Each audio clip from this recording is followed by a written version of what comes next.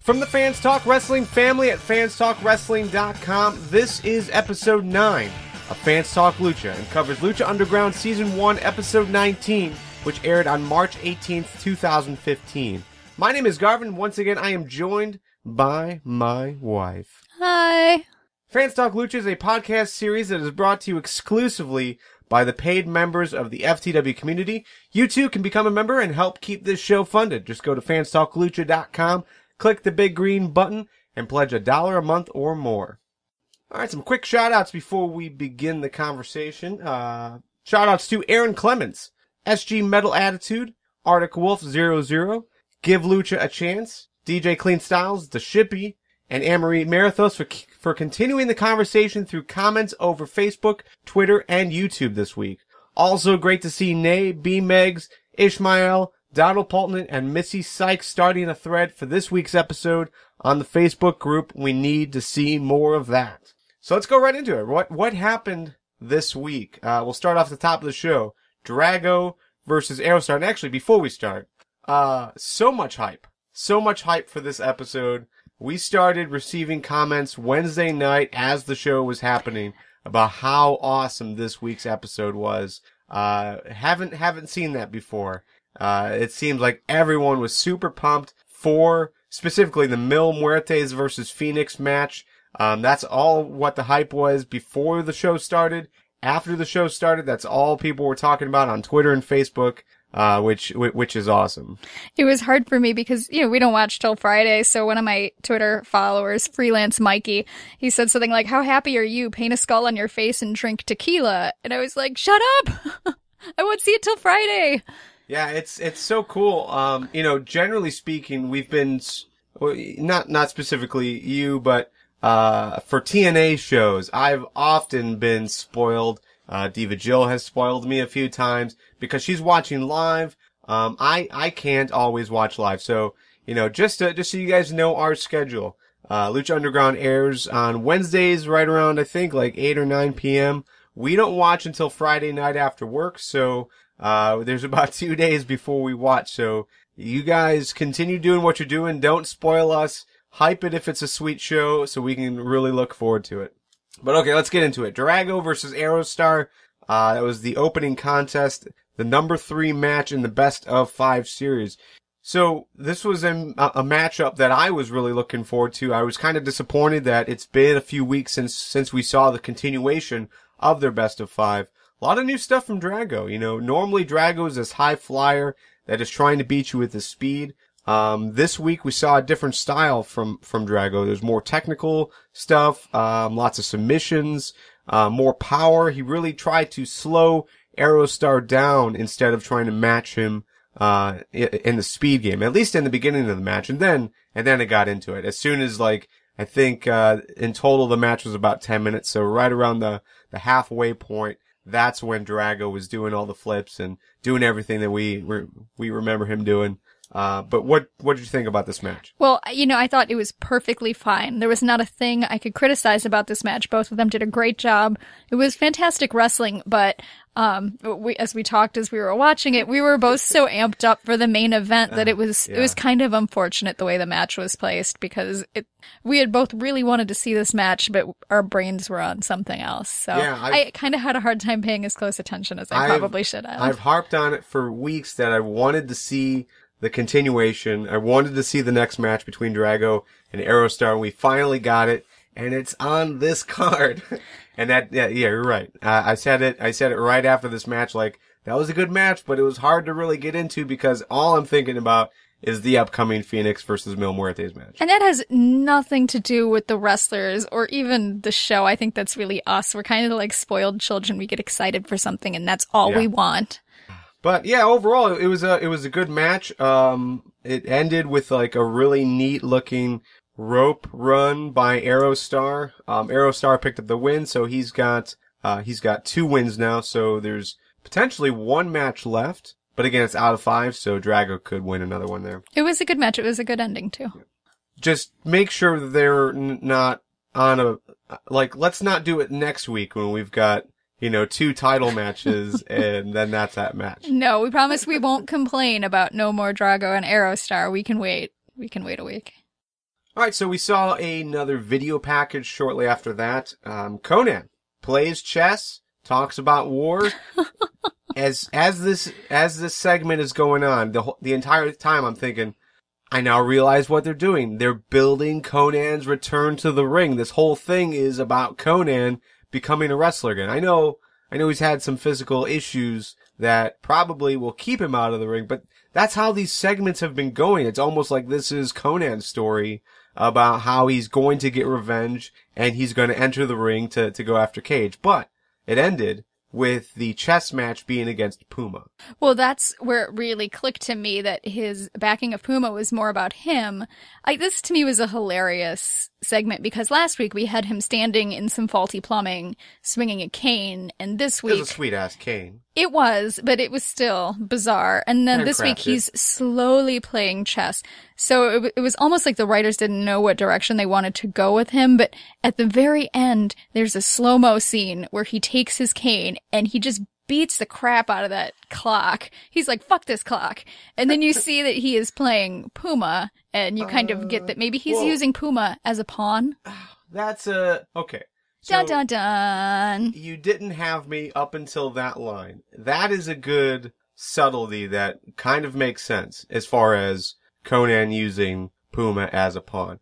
Outside of that line, I don't agree with you whatsoever. I thought it was a well done segment once it was understood what was happening, and that was that Conan is, in fact, teaching Puma, and continuing this whole, this war talk about, deception and, the one who will win the war is the one who believes that they can. What helped for me was the flashbacks.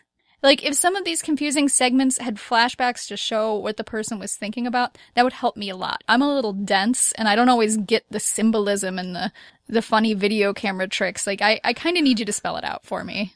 Well, and they haven't with this thing. No, they're catering to a much higher intelligence level and viewership. I don't even know if that, well, okay, I can't say that either. I don't know what the goal is, because again, it seems like, I think we've seen 3 weeks of this now, and it's all been pushing Conan. Conan is the main star of the segments. Conan is the one who is speaking, and it seems to be this is his growth. This is the first time we've seen Puma, and he was just at the very end. But silent as usual. Yeah, and he was in the student role. So, I don't know. I don't know if this is the proper way to tell the story, but we don't know where it's going next. Maybe it will make sense, because maybe Conan thinks this is his war, and like you said, maybe Puma is a pawn in that. Well, I can appreciate the slow build. One problem I have is sometimes when a wrestler comes out talking trash about how great they are, kind of like Evilise when they first introduced her, at least when I first noticed them introducing her, and she was big and bad, but she was all talk, no show. I mean, you gotta show, not tell. So I can appreciate the slow build, but the problem with the slow build is you've got to follow it up with something awesome. So if they don't do something with Conan within the next couple episodes, I think they're going to lose momentum. They're going to lose me completely because I'm already confused. Well, speaking of awesome, next up was The Crew versus Big Rick. Hurrah! I wasn't into this at all. I liked the ending. I liked how Big Rick looked. Probably his best match, because he was just so fierce and just like destroyed these guys. Like, we really hadn't seen that. Usually in a Big Rick match, he's just toying with you, but this, he was just outright being as brutal as possible with these guys to take them out. It almost seemed too easy, right? I suppose it almost seemed like the Crew were politely, they came on strong 3-on-1, and then they backed off, and it almost seemed like in a martial arts movie where they wait to attack the guy one at a time. It kind of seemed like they were doing a little bit of that towards the middle of the match. But I liked this better than I usually do, because usually I find Big Rick boring. His matches are slow. I'm not into that style of wrestling. So with the 3 different guys, he didn't have a lot of time in between where he was just lumbering around the ring. So this was a little better paced for me to watch. And I love the ending. I love that Sexy Star came down at the end and helped him without being too involved physically in the match. She still helped him to win it, which is a nice way to close the circle of him helping her and her being slightly resentful. Now they're even. Now they can go forward and decide if they want to be allies or if they're just going to respect each other and leave it at that. Yeah, but still, I mean, it just seemed like it was a short match, maybe 5 minutes. So for Big Rick to easily take out two of the three, I mean, it was elimination style. So the 3-on-1, he eliminated two. Cisco tried to run away, but Sexy Star kicked him back down the stairs. Well, weren't the announcers saying that that was the one who had burned him? So Yeah. it makes sense that he'd want to isolate that guy quickly, and then the rest of the match would be spent focused on the two of them. Sure, but it wasn't. I mean, it was like it wasn't a match at that point. Once he got back into the ring, he was destroyed.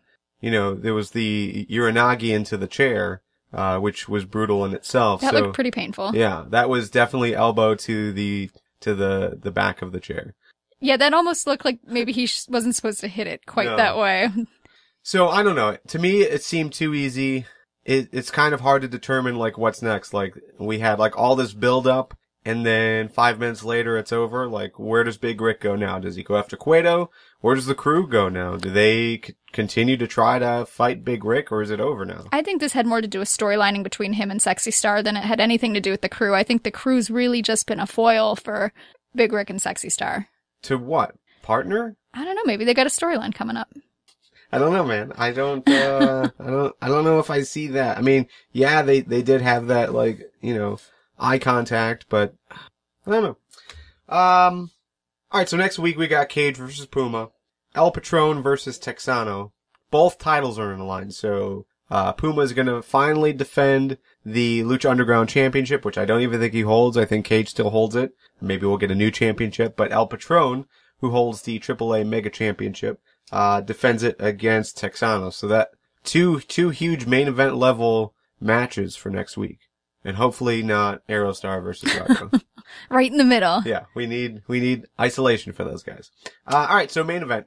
Main event, Fenix versus Mill. Again, it was totally hyped up, for the last couple of days, all over Twitter, all over Facebook. Everyone loved this match. Did you love this match? I did. It lived up to the hype. And this pageantry that they had at the beginning, I loved that. The colors, the makeup, the music. I wish that they had done more of that in previous episodes, and I hope that they continue to do it because it was just different and exciting and very festive. Yeah, it was cool to see the El Dia de how do you say it? El Dia de los Muertos. Just that theme, the Day of the Dead, where everyone's in candy skull face paint and well, the amount of bringing the just the coffin up. I thought just that whole scene was awesome. The amount of costuming and makeup and prop work they did on essentially extras and this, tin coffin, that they spent hours and hours to make it look great. And it did. It looked top notch. So lots of different elements added to this match to really tell a great story, such as Mill tearing Phoenix's mask off, just trying to shame him, trying to embarrass him. He ripped the the bottom turnbuckle off the post and used that as a weapon, against Fenix. Just brutal. There was blood everywhere. And there's, the germaphobe part of me was like, I hope they got their shots. But, faces bleed a lot. And I also am aware of that too, but it looked so good. Oh, I cringed the entire time. I felt that it wasn't that disgusting though, and I'm a little bit squeamish. I thought they did a good job of demonstrating brutality without going too far into but just Mill, he is like Evil Dead territory. He is so stiff looking, just like when Mill was just punching Phoenix up the stairs, like it looked like those were connecting. It was awesome. It was really well done. Definitely worth the hype. The best match, I think, we've seen in Lucha Underground. Not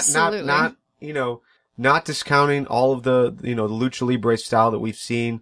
There's been a lot of good stuff. Puma has been fantastic. Johnny Mundo has been fantastic. But as far as storytelling, this has been the first real, feeling feud that we finally got to, a climax of. And this had everything. This match really did have a little bit of something for everyone.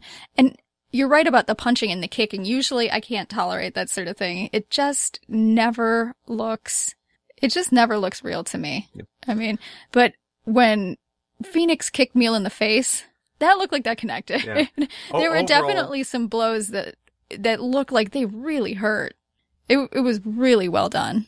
Yeah, overall, Fenix was made to be a star.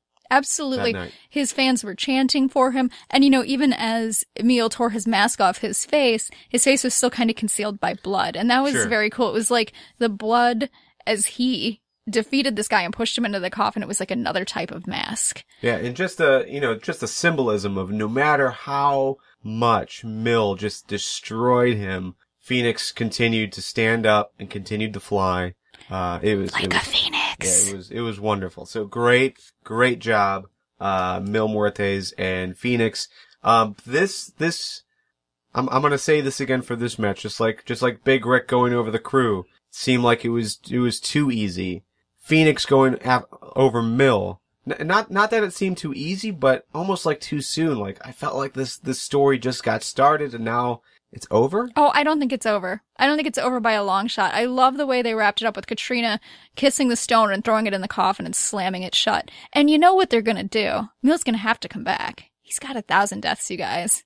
That's like 999 more deaths. Yeah. Well, 997 if we're counting losses as deaths. Oh, I suppose. Yeah.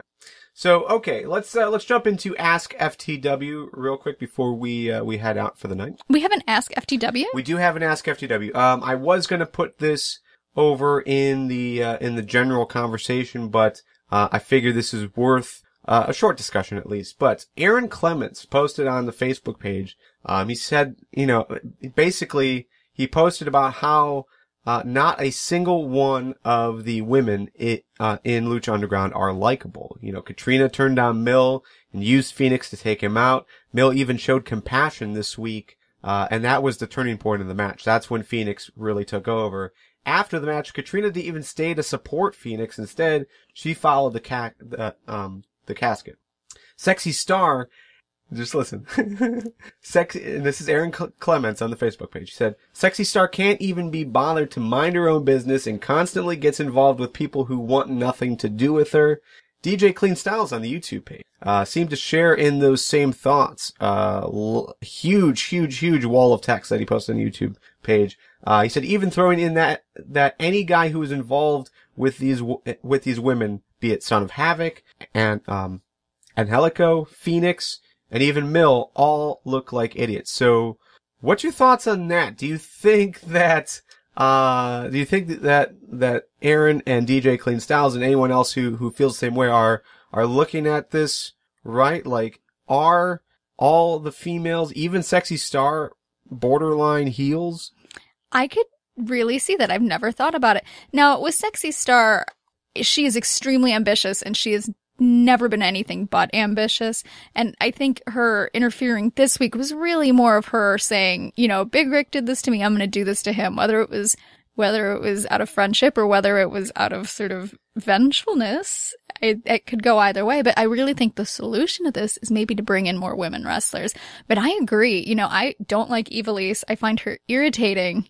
And, Katrina, even though I personally don't feel like she's that bad, I think she is no different than a male character, but the announcers like to promote her as a heel. I could see this side of it. I think that's a really interesting point. The only thing that I have an argument with is just the two things. One is just the overall negative connotation that's being put on this. Like, it's a bad thing for these women to be heels. That's true. As if like Lucha Underground is doing them a disfavor by writing them this way. I don't really agree with that. I think the story that they're telling with Katrina is a good one just because you can't really tell like where she's coming from and why she's doing what she's doing. And yeah, I mean, sometimes it looks like she's, that Mil is the bad guy. Other times, like this week, it looked like Mil was the good guy as far as, trying to help Katrina up. The Sexy Star though, I don't necessarily agree with that either. I mean, it's all been about like, revenge as far as what she's been doing the last few weeks. It was revenge because the crew took out, her friends, Masqueritas and Pimpy. So this week, it's just a continuation of that. I mean, don't forget that Sexy Star was taken out at the end of last week. So, and she was taken out by the crew. If the crew didn't touch her, then I could totally, agree with this, that, the crew had moved on. Big Rick had moved on. Sexy Star should have moved on, but that's not the case. The crew continued to beat her down.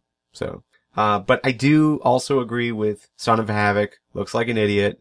Angelico looks like an idiot. He's so good at it, though. Fenix, right now, it's kind of hard to tell, but if the story is going the way we think it's going, or it looks like it's going, then Fenix, yeah, probably an idiot. Mill, I don't know, but, sort of. I mean, he did show that compassion. Is he an idiot because he showed compassion? Or is he human? Yeah, or is he human? Or is he a machine? Who knows? I liked your point, though, that it's not necessarily a bad thing that a woman's a heel. I think if I were a wrestler, I think I would want a heel storyline. They seem a little more interesting. Yeah. Should all of them be heel? No. But I don't think that's the case. I think that's a misunderstanding of what's going on. I don't think we have enough women wrestlers in Lucha to, I mean, it's true, but there are only three main female wrestlers here. So I think as we see more of that, as we should, we'll be able to make a better determination. So, totally agree with the general idea, Aaron and DJ Clean Styles, but, and maybe I'm just reading too into it, but you guys seem to be really angry about this, and I don't think we gotta be angry about this. So, okay, next week, Cage vs. Puma, El Patron versus Texano. Which match are you looking forward to the most? I think that I'm looking to the Puma match. Me too. I agree. I'm not totally into Patron versus Tejano. That came out too strong. Yeah. We were talking about slow build earlier that needed, for those of us who have not followed these luchadors, it has not been a slow enough build. All right. Win of the week? Win of the week was that final match. Yep. Everything about it was wonderful. Agreed. Fail? The only thing I can think of that I didn't really agree with in this episode was the placement of the Drago Aerostar match. It was just hard to enjoy. They were an opening act and they shouldn't be. That should be a special match all on its own. I agree with that as well. All right, so final thoughts before we head out? My final thought was that in watching Meal try to put Fenix through the announce table, that the Lucha announce table is surprisingly well constructed. Oh, yeah. It's almost as though the announcers know that wrestlers hate the announce table and they're always going to put each other through it, and so they built it specially reinforced just in case. Yeah. My final thought, I just wanted to thank DJ Clean Styles for calling out my wife out, for making fun of wrestling last week, because wrestling is honestly serious business. It's because of you. It's because of you. He's pointing at me. I'm pointing at my wife. That DJ Clean Styles only thinks that this is a quote-unquote decent show, at least. This could be much better. Pick up the slack. Stop making fun of wrestling. My God, wrestling this week was so good. You guys, I think I'm going to change my career plan and become a professional wrestler. Don't forget, become a paid member of the FTW community by going to fanstalklucha.com and clicking the big green button. The FTW community is helping us spend less time worrying about paying the bills and more time talking wrestling with you each and every week. Let's keep this conversation going. You can reach us on Twitter, Facebook, Google+, YouTube, as well as the comments section on the site. All of that information is on fanstalklucha.com. And if you listen on demand through a service that allows you to leave ratings and reviews, please take a moment and let people know that this is where they should be talking Lucha Underground. See you next week.